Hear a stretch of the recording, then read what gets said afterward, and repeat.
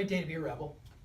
We're excited about being able to host a regional here. 2 years ago was something pretty special in 2017, and now getting a chance to host in 2019. It's great seeing up all the seats going up, and this team is excited. We're looking forward to it. We weren't sure if we were gonna be able to be back here after the Tennessee series, but I know it's something special, especially to Kylan, to be able to come back here and play in front of our fans and be in our stadium. So we're looking forward to it. Mike, I believe you said you watched a little of Chattanooga live on the way back from College Station. I did. What have you learned about them since Sunday night? They've got some girls that can swing the bat a little bit. They play a lot of small ball, so they're going to bunt a little bit. That's what we would spend a little bit of time out there, not just because of Chattanooga, but Southeast Missouri too, just in case. They've got a couple of really good pitchers. So I mean, anytime you win your conference, you've got a good club, a good organization, and I think we're battle tested. They haven't played the type of schedule that we've played before.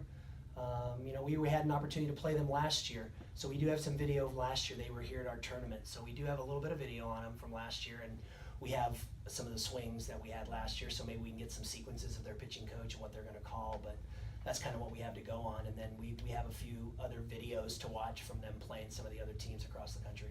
Mike, Coach Glasgow said that he didn't really expect to host a regional, but he felt like the seeding was unfair, in his words, to the one seed that hosted them. What's your take on seeding and Lafayette being here with the regional? Boy, that's kind of a loaded question. I think as an 11 seed, getting Lafayette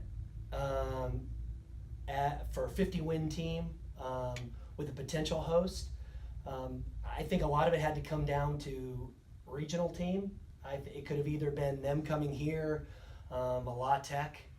You're talking about who's the next closest regional 2 seed that could come in here unless they're flying somebody in. So yes, from that standpoint, I think we probably should have had somebody maybe a little bit different, maybe not a 50-win team. But again, I'm not sure how the regional committee selects where they go and what they do, but it is what it is. To be the best, you got to play the best. And Lafayette's one of the best teams, and so we're going to go out and hopefully win that first game. And if they win their first game, we'll have that matchup on Saturday. Mike, just a blanket question, but injury-wise, health-wise, how are you guys right now? We're pretty healthy.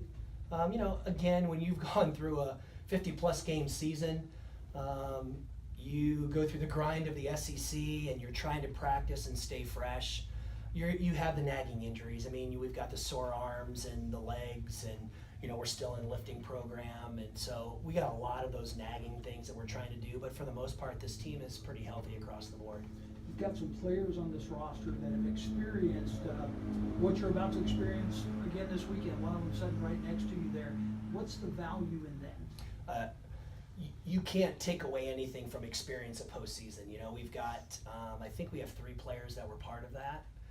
And so being able to have those individuals, I think between Kylan and Kaylee and Brittany Finney, those 3 were here in 17 and were able to experience that. So those 3 will be on the field at some point, somewhere, somehow. So it's just using them as their leadership to really let the others know what it's going to be like. And I know that was a conversation that they've already had with their teammates.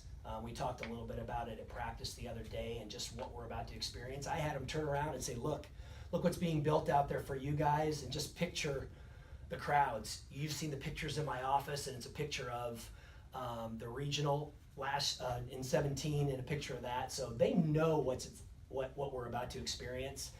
We've played in front of some big crowds, so it's not something that they haven't experienced before.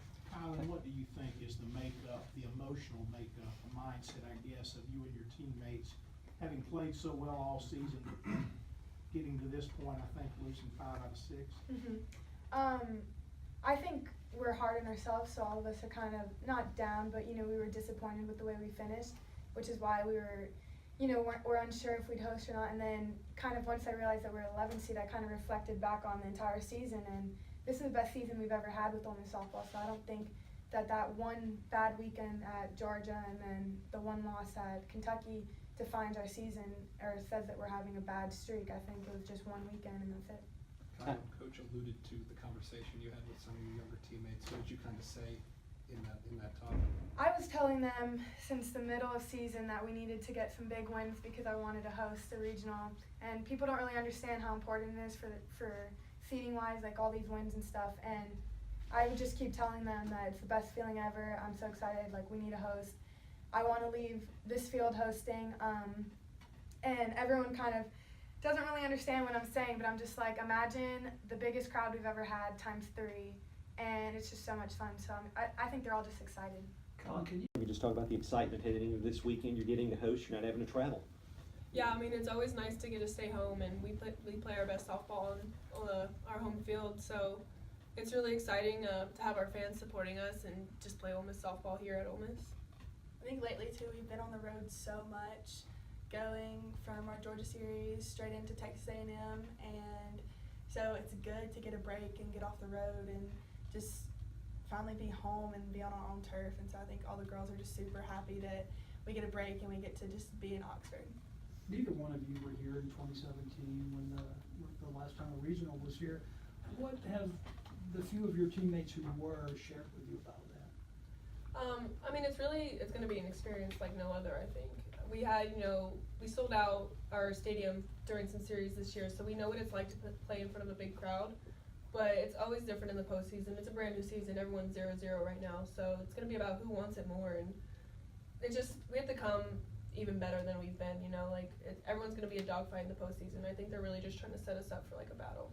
And I know our other teammates have talked about how big it was last year, but I know Smith said earlier that they put even more seats than they did in the 2017 regional. So the people who played in the 2017 regional didn't really get to experience the crowd that's going to be here for this one either. So I think it's going to be super cool to have the whole entire team experience something new and something this big. So I think we're all really excited about that. Coach was just talking about how the expectations inside the room are so much different than what it is outside. Was this something that you guys always expected all season to host, to be in this position? I think from the very beginning of the season, yeah, we expected it. Going through SEC, I think we really did. We were like, we're right up there, top team in the country. I think we had a hiccup this last week or last couple of weeks, didn't play our best ball. So it was like, are we going to host? Are we on the bubble? Where are we going? We weren't 100% sure. But it wasn't really a surprise that we were hosting. It was like, oh, we're very grateful. We're blessed to be hosting. But if we would have been on the road, I think we would have still been the same amount of excitement. It's just really cool to be in Oxford still. Yeah, we're just excited to play softball in the postseason. So whether we're here or we're away, we're just ready to keep it going and extend the end for the people who are going to leave next year. Yeah, last year we were sitting at Buffalo Wild Wings hoping we were going to make the postseason, Right. and this year we were hoping we were going to host. So it's really just like a Super cool Yeah, to see like the 180. transition. Yeah, 180 from last year to know like, okay, we really have a shot at hosting versus okay, we have to make postseason. Yeah. Well, let me ask you guys this. I mean, you are different kind of pitchers. How do you think you complement one another, particularly when both of you are used in the same game? Yeah, I think we're a great complement to each other. My game's, a lot different than Molly's. I throw different stuff than she does, and I throw a little bit harder than she does. And so I think whether she starts or I start, bringing the other in the game just changes it up completely and really keeps the hitters off balance.